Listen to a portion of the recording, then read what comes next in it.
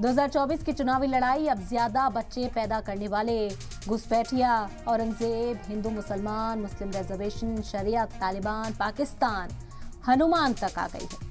और एक आम आवाम के बुनियादी मुद्दे सड़क, बिजली, पानी, महंगाई, बेरोजगारी, सेहत, तालीम कोई मायने नहीं रखते।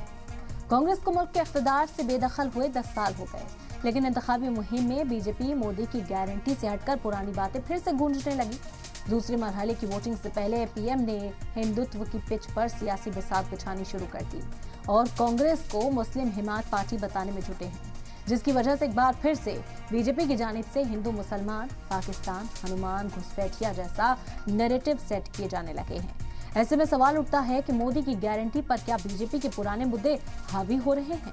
चुनावी मुहिम से क्यों गायब है आवाम के मसाइल? क्या मुल्क में आवाम की बुनियादी मसाइल से बड़ा है मुस्लिम फैक्टर? असल मुद्दों को गायब कर क्यों दी जा रही है हिंदू मुस्लिम मुद्दों को हवा? आज की बड़ी बहस में बात इसी पर।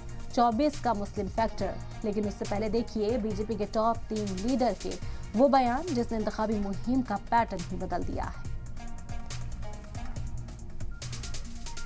पहले जब उनकी सरकार थी उन्होंने कहा था कि देश की संपत्ति पर पहला अधिकार मुसलमानों का है। इसका मतलब ये संपत्ति इकट्ठी करके किसको बांटेंगे? जिनके ज्यादा बच्चे हैं उनको बांटेंगे।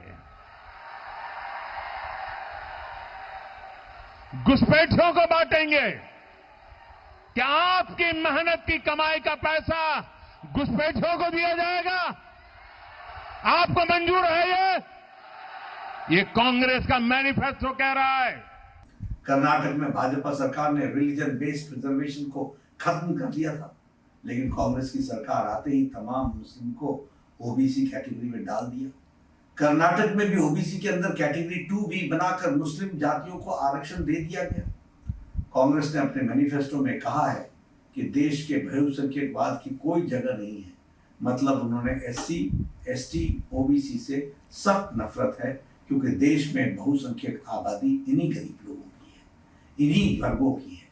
ये कांग्रेस का मैनिफेस्टो है। कांग्रेस ने अपने घोषणा पत्र में अपीसमेंट की उनकी पुरानी आदत को फिर से एक बार रिपीट किया है। कांग्रेस के घोषणा पत्र में पर्सनल लॉ को हम आगे बढ़ाएंगे, ये बात की है।